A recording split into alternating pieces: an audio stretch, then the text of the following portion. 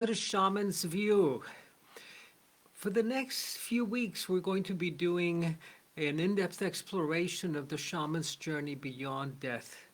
What are the landscapes that one encounters when one leaves this physical body and embarks on the greatest journey? When I was first in the Andes Mountains as a young medical anthropologist, I loved watching the medicine offerings, the despachos that the shamans prepared. And these were gifts for the Pachamama, gifts for the spirit, and in exchange, you would get energy. You would get fuel and power that would allow you to journey, to propel your journeys anywhere you wanted, whether it be across the planet to visit a relative or someone in need of healing, or into the field, into the quantum field, in that journey beyond death and beyond time. And in doing so, I noticed that they put two pieces of ribbon in their despachos, a red ribbon and a white ribbon. And I asked one of the old men, Don Manuel, who became my mentor later, I said, what are these ribbons? And he said, they are the Hatun Yan. They're called the Great Path. Yan is path, and Hatun means great or extraordinary. And they are the red road, the road that we travel in our body through the earth.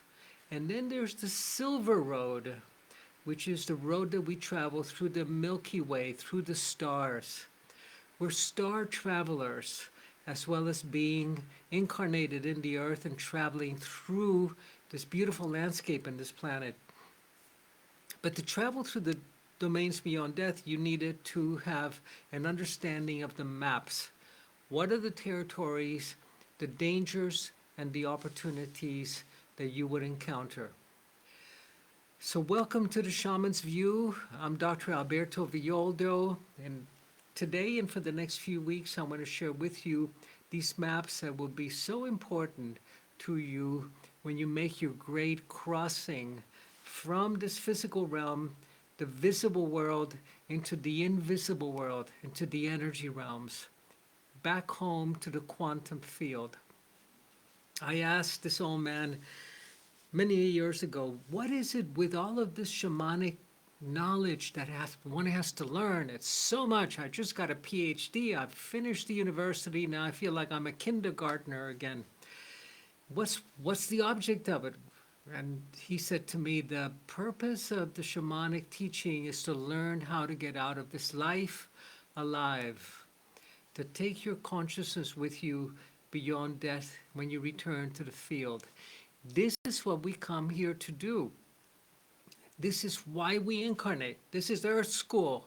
We come here to acquire the personal power and the wisdom that will allow us to retain our consciousness even as we return to the great beyond. It's like a drop of water that returns back to the ocean. When that drop of water is back in the waves, you can't find it any longer. The idea is to retain your integrity as a luminous being, individuated, while at the same time being part of the greater whole. Taking your consciousness with you into infinity in that realm beyond time, beyond space. So we're going to begin today with a kind of an overview of the maps.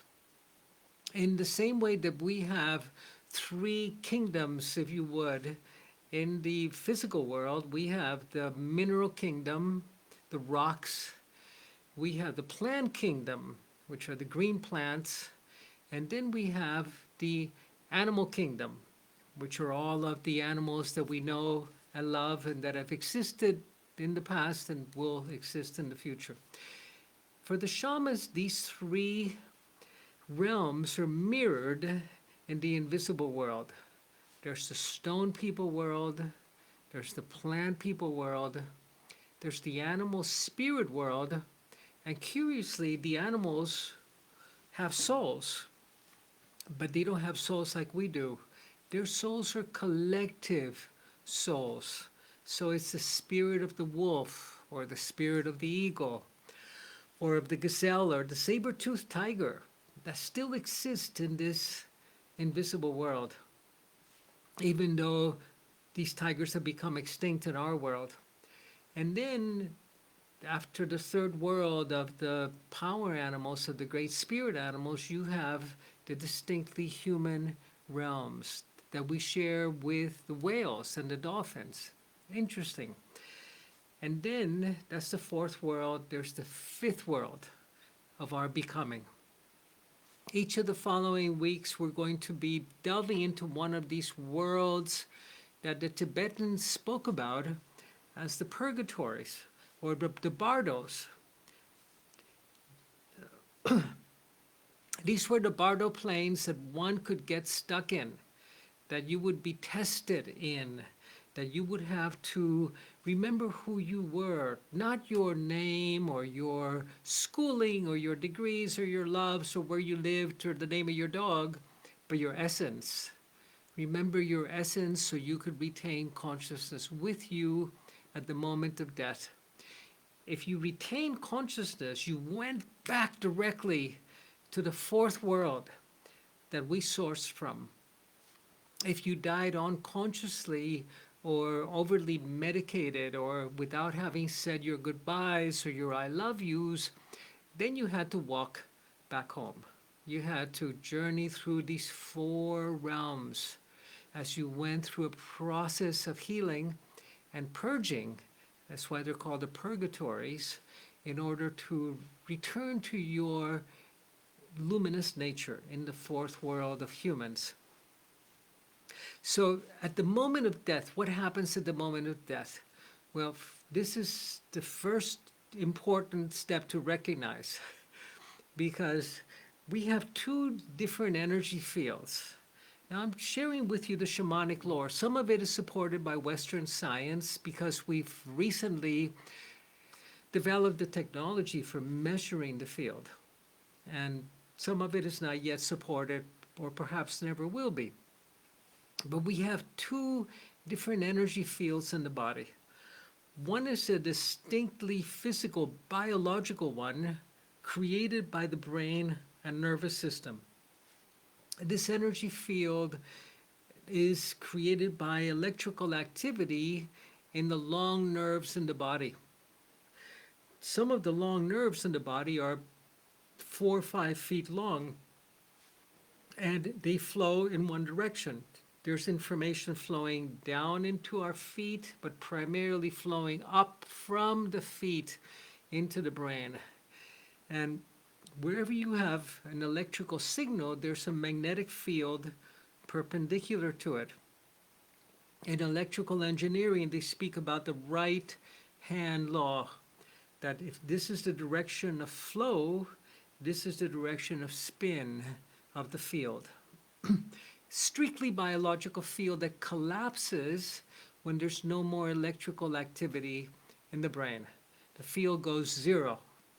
The field collapses and drops. And it's at that point that this luminous field, the second field, that is shaped like an egg, and that contains the 7 chakras of your physical body within it, that this kind of egg-shaped, golden egg-shaped field is able to break free from the physical body. It's no longer trapped, contained, protected by the electrical activity of the brain and nervous system. This is known by the shamans in the Andes as the Viracocha. Viracocha means God, in effect. It's your personal divine nature, and it's represented by the 8th chakra. So by this halo that you see around the saints, by this orb of light that you see around the Buddha.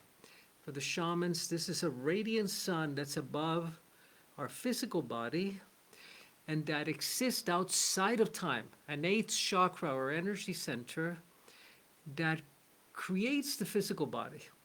Its job is to manufacture bodies, and it exists outside of ordinary time, but it manifests in time as this body.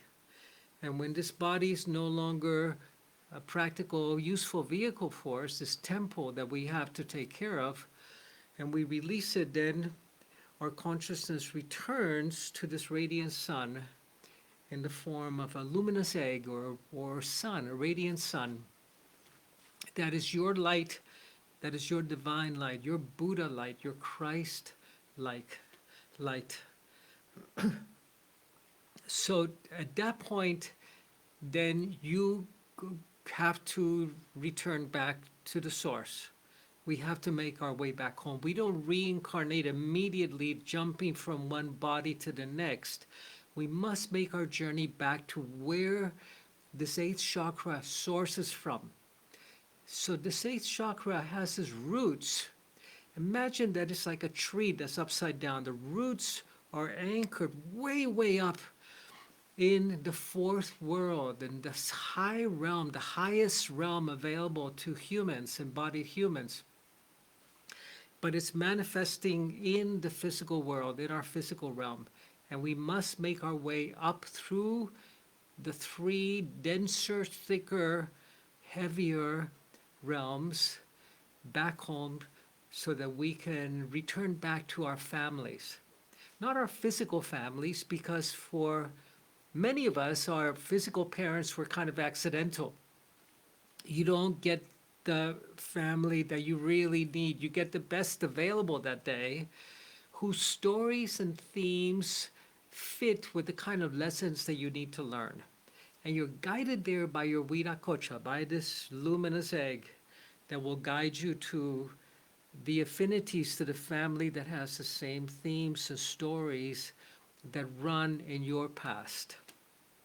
Oftentimes, there are people that we have been with before. We recognize each other, for the better and for the worse.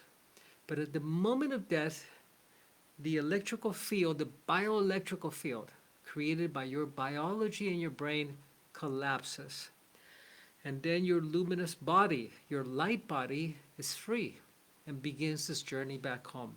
If you die consciously, if you have learned the way back to the fourth world, to this heavenly realm, and before you die, as part of your training, you're able to skip, you quantum tunnel straight through there. You go through the tunnel. You don't have to go through all of these steps. And it is like the dawning of a new light. You recognize that everything that's happening around you, that all of this, like the universe in the moment of creation, that it is truly a reflection of you, that it's all happening within you because you're no longer separate from the great source. If we fail to wake up at that moment, and it's only a brief passing moment, then we have to make the journey through the bardos, through the purgatories. And the first one is the stone people world. The stone people world is the densest and the thickest of these realms. It's the closest one to the earth. And this is before the coming of the light, before the dawning of the light. It's a perfectly beautiful place for stones. This is where the collective spirit of the stones reside. The stones actually have a kind of a soul as well. If you ask the shaman, is there anything that is not alive in the planet? They'll tell you, no, everything is living, even the rocks. Even the rocks are living. So the stone people world is dark.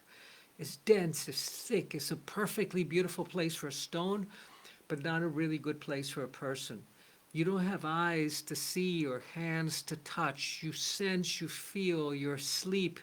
You're caught in a nightmare that you cannot wake up from. Now for the shaman has allies in each one of these worlds. In the stone people world, your allies are your mesa, your altar, and your altar stones, your sacred stones. And they come and they meet you. They receive you. They guide you through this world. And you collect the medicine, because the task in each one of these bardos or purgatories is to cleanse, to heal, and to receive the gifts, the medicine that is being offered to us by nature, by the stones.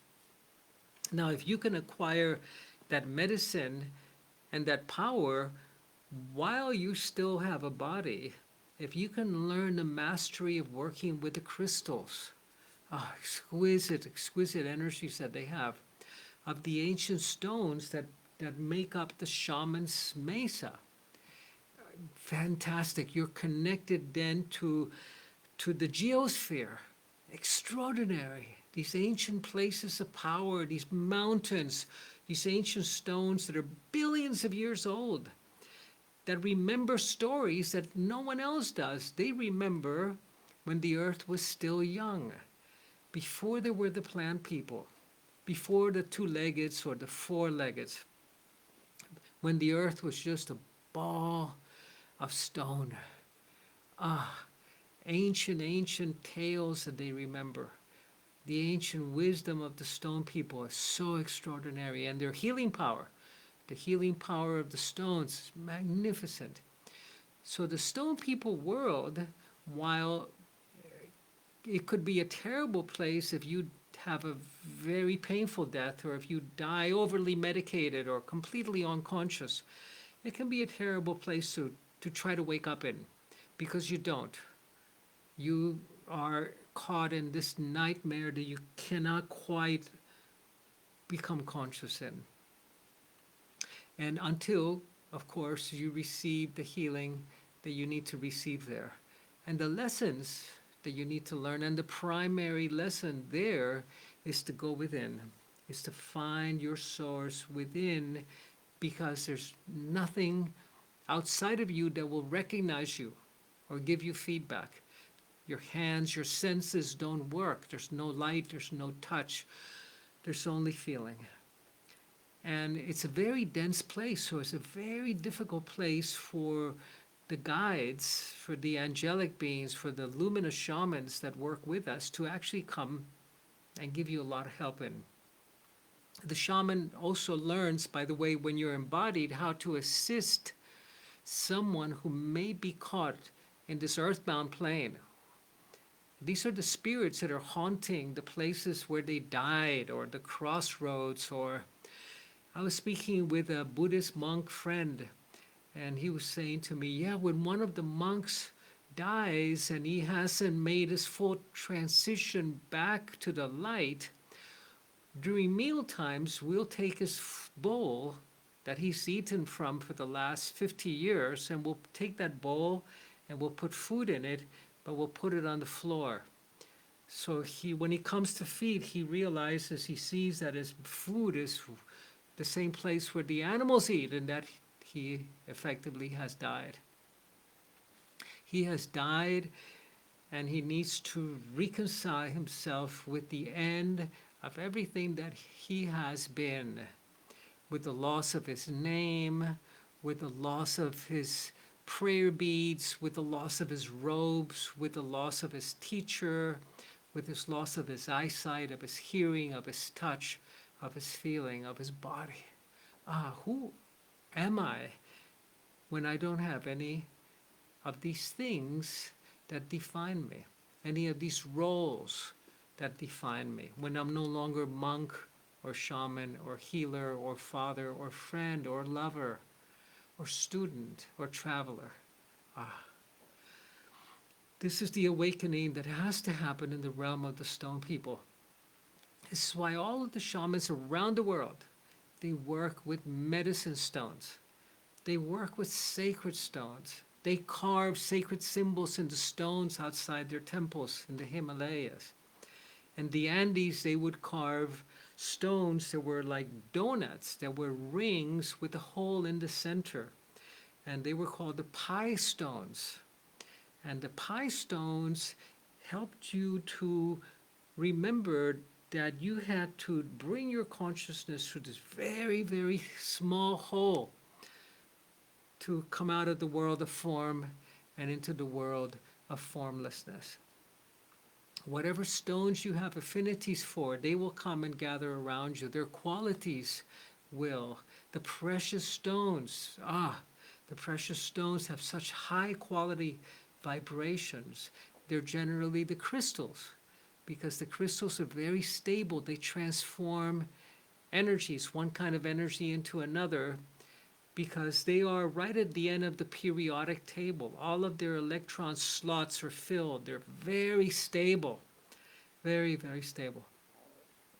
And the stone people, of course, are there to help you to remember. They help you to remember who you are. One of my books that I wrote many years ago is called The First Story Ever Told. And it's actually a children's book. And it's a picture book about the very first story. And there had to be a first story ever told. It just makes sense that there was. And it was told around the fire. It was told around the fire. And it's the story of how fire actually came to the earth, how the sun shed a tear of fire that landed on the earth. And it was captured by the stone people.